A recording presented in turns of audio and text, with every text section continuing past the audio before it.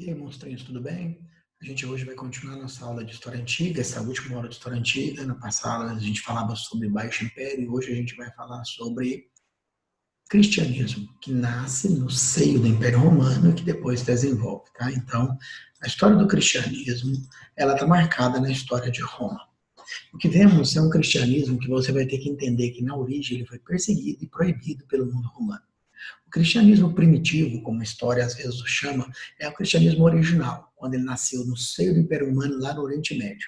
Quem fundou o cristianismo foram os apóstolos e não Cristo. Cristo era judeu, não é? Formou um movimento religioso que depois vai ser mantido após a sua morte pelos apóstolos. Esses apóstolos escreveram textos, apóstolos fundaram igrejas e outros seguidores destes continuaram a obra.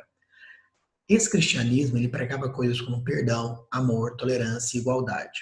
Para muitos em Roma, esses valores eram totalmente contrários aos valores romanos, o que resultou numa forte perseguição do Estado romano aos cristãos.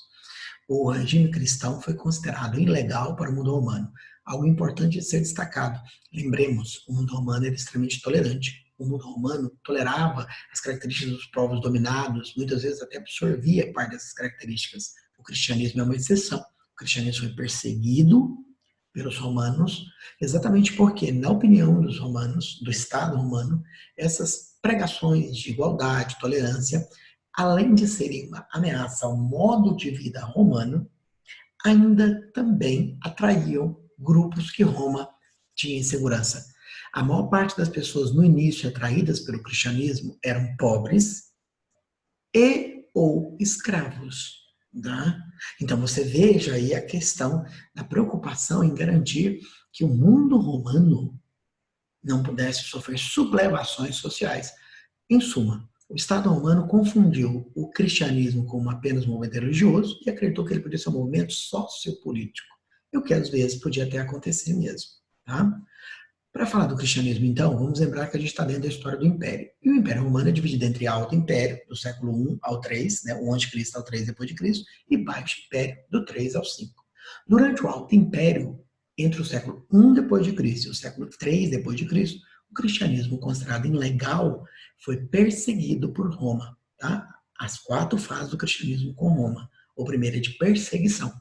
Os cristãos eram perseguidos, presos quando achados e muitas vezes executados. Portanto, é uma atividade ilegal que foi coibida e perseguida por Roma, não apenas na região de Jerusalém, na Grécia, na própria região de Roma, na Ásia Menor, que hoje é a Turquia, os cristãos eram perseguidos pelo Estado romano. Qual era o destino principal deles? O destino principal deles era a crucificação ou ser lançados no circo para serem executados. Aqui algumas imagens que demonstram um cristão sendo devorado por leões no circo, cristãos crucificados por um espetáculo dos romanos. Tá? Isso é o mundo que os cristãos enfrentavam. No século III, a crise romana começou a aparecer. E o Estado romano não legalizou o cristianismo no início, mas pelo menos tolerou o cristianismo, ou seja, parou de perseguir. Veja bem, existe uma diferença entre ser legalizado e ser perseguido. Se uma coisa é ilegal, eu posso pôr o Estado para persegui-la.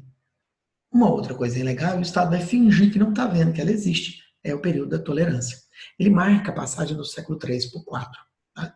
No início do século IV, um imperador romano chamado Constantino, que inclusive afirma-se que foi um dos primeiros imperadores a se converter ao cristianismo, percebeu que enquanto Roma definhava, o cristianismo crescia apesar das perseguições ou da tolerância. E como resultado disso, ele liberou o cristianismo. O nome desta lei é Edito de Milão, então é algo para memorizarmos.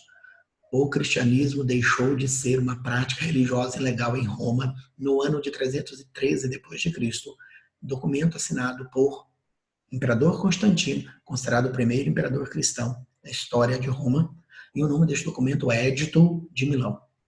Logo depois de ter assinado esse documento, Constantino estimulou que os diversos líderes das igrejas cristãs espalhadas pelo Império Romano se reunissem para fazer uma homogeneização e unificação do cristianismo.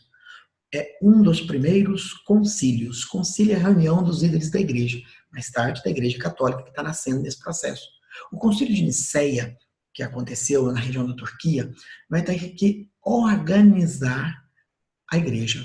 vai ter que unificar o discurso, vai ter que excluir coisas contrárias, começa a elaborar o que mais tarde vai virar a Bíblia.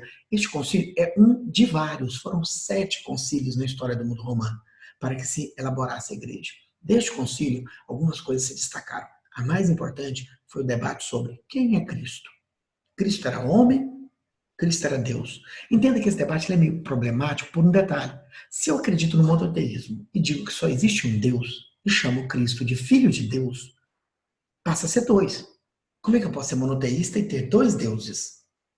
Ah, não, mas é porque na concepção que a igreja está criando aqui, Cristo era carne e espírito de Deus na terra. E, portanto, ele não é homem só. Ele era homem e Deus ao mesmo tempo. Chama dualidade cristã. Cristo, nesta reunião, foi definido como homem e Deus ao mesmo tempo. É claro que nem todas as igrejas aceitaram. Algumas igrejas cristãs, por exemplo, acreditavam no arianismo, na qual se trabalhava com a ideia de que Cristo era apenas Deus. Outros grupos trabalhavam com outros movimentos, nestorianos, arianos e etc. Esses grupos foram considerados hereges e acabaram até sendo perseguidos mais tarde pela igreja que defendia o dualismo cristão. Definição da natureza de Cristo, Deus e homem ao mesmo tempo, fixou a Páscoa. Outros concílios vieram e destes concílios a igreja começou a se esboçar e se organizar, se unificar. Estava nascendo uma igreja católica cuja base eram os apóstolos. Tá? Bom, no final deste mesmo século IV, um outro imperador bem famoso, porque dividiu o Império Romano em 2, o imperador Teodósio, em 380, estabeleceu que o cristianismo não era apenas legal em Roma, mas era a religião oficial do Estado romano.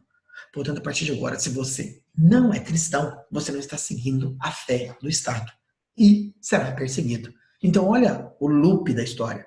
De perseguido a perseguidor é a história do cristianismo, mas com uma grande exceção. Quando ele era perseguido, ele não era institucionalizado, ele não era formado por uma igreja que era associada ao Estado. Ele era um grupo de religiosos que acreditavam nos ensinamentos dos apóstolos.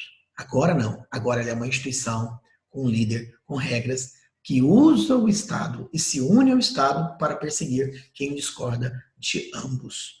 O cristianismo começa a perseguir os não cristãos, os pagãos. Tá? E dentre desses concílios, vale destacar que se resolveu definitivamente o debate sobre o monoteísmo. Estabeleceu-se que, além do fato de Cristo ter uma natureza divina e humana enquanto estava na Terra, Cristo e Pai são a mesma coisa e ainda tem a atuação no planeta do Espírito Santo. Então, Pai, Filho e Espírito Santo. Apesar de serem 3 entidades, são uma só. A Trindade Santa. Para encerrar, vale lembrar que o cristianismo era liderado por um chefe da igreja em Roma. Esse chefe da igreja era um sucessor do apóstolo Pedro, por isso o nome Papa. Pietrus Apóstolo, Príncipes Apostólicos. Em português, Pedro Apóstolo. O príncipe ou o principal apóstolo. Papa é sucessor de Pedro. Tá? E essa igreja que nasceu aqui, associada a Roma, vai sobreviver à própria queda de Roma, se tornando a única instituição que sobreviveu ao fim do mundo romano, sendo ela, então, romana. Significa SICAR, Santa Igreja Católica Apostólica Romana. E vai ser, sem dúvida, a instituição mais poderosa na Idade Média. Estou mostrando a vocês agora, né? Vou voltar aqui, perdão. Esquema dessa igreja: o Papa acima de tudo, o clero regular, que é o clero que fica mais isolado cuidando do espírito, e o clero secular, que atua na sociedade.